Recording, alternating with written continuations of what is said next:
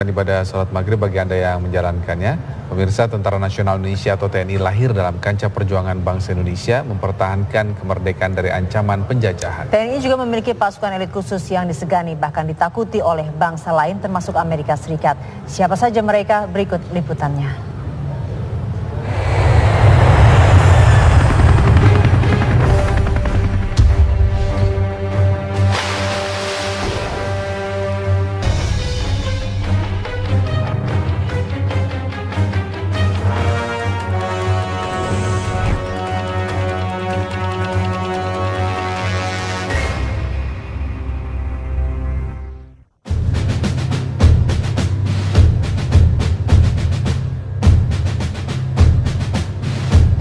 Siapa yang tidak kenal dengan Tentara Nasional Indonesia?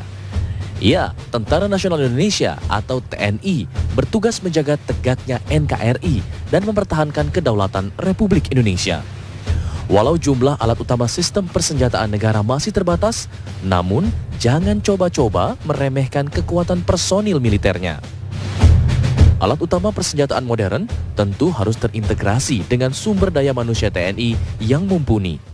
Kita akan menghadapi alutsista yang seperti ini, maka jangan lupa man behind the gun. Seberapa canggihnya alat itu, kalau manusia di belakang alutsista itu tidak mumpuni, maka senjata itu tidak bisa digunakan. Untuk itu profesional sebuah tuntutan agar masing-masing prajurit menyiapkan dirinya dengan sebaik-baiknya untuk menghadapi alutsista yang baru itu. Tentara Nasional Indonesia yang terdiri dari 3 angkatan, yaitu darat, laut, dan udara, memiliki pasukan-pasukan khusus yang dibanggakan. Salah satunya adalah pasukan Detasmen Bravo 90, dengan nama lain Den Bravo 90 yang dibentuk secara terbatas di lingkungan Korps Pasukan Khas TNI Angkatan Udara pada tahun 1990.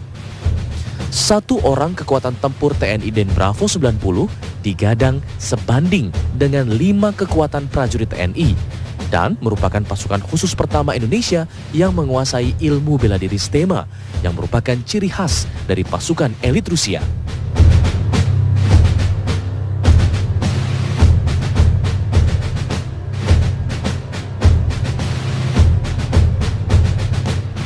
Kemudian ada TNI Komando Pasukan Khusus atau yang terkenal dengan nama Kopassus yang dimiliki oleh TNI Angkatan Darat.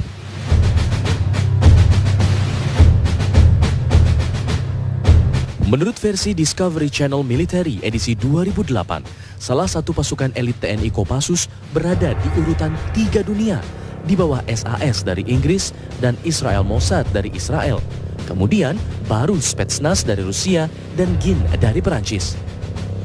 Dalam perjalanan sejarahnya, Kopassus berhasil mengukuhkan keberadaannya sebagai pasukan khusus yang mampu menangani tugas-tugas berat seperti penumpasan DITII, penumpasan G30 SPKI, dan berbagai operasi lainnya.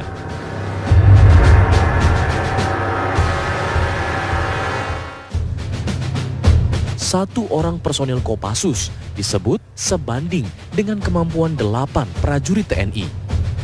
Tidak hanya itu, TNI AD juga memiliki satuan Detasmen 81 Gultor yang khusus menangani anti teror berada di Cijantung, Jakarta Timur dan bervisi misi tidak diketahui, tidak terdengar, dan tidak terlihat. Untuk TNI Angkatan Laut, ada pasukan elit Komando Pasukan Katak atau Kopaska yang didirikan 31 Maret 1962 di masa pemerintahan Presiden Soekarno. Tugas utama Kopaska adalah menyerbu kapal dan pangkalan musuh, menghancurkan instalasi bawah air, penyiapan perebutan pantai, dan operasi pendaratan kekuatan amfibi. Kopaska juga dilengkapi peralatan canggih bawah air, dan satu pelatihannya adalah berenang tanpa henti melewati Selat Sunda sejauh 30 km.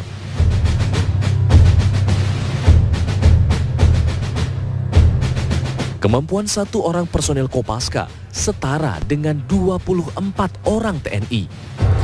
Dalam Korps Marinir juga ada pasukan elit yang disebut dengan Batalion Intai Amfibi atau disebut dengan Yontai VIP yang disetarakan dengan per orang personilnya adalah 24 orang TNI.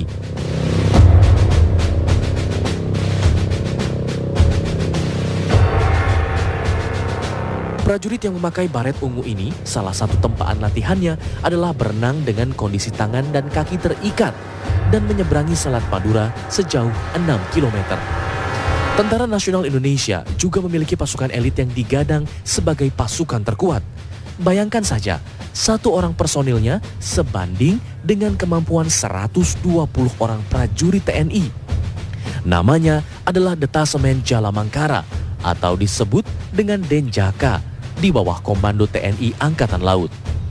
Denjaka merupakan satuan gabungan antara personel Kopaska dengan Yontai VIP Korps Marinir TNI Angkatan Laut. Satuan elit ini dikhususkan untuk pasukan anti-teror dan bisa dioperasikan di mana saja. Kemampuan daya tempur prajurit Tentara Nasional Indonesia memang patut dibanggakan. Prestasi dan kemampuannya tidak akan dipandang sebelah mata oleh dunia. Tim TV One mengabarkan.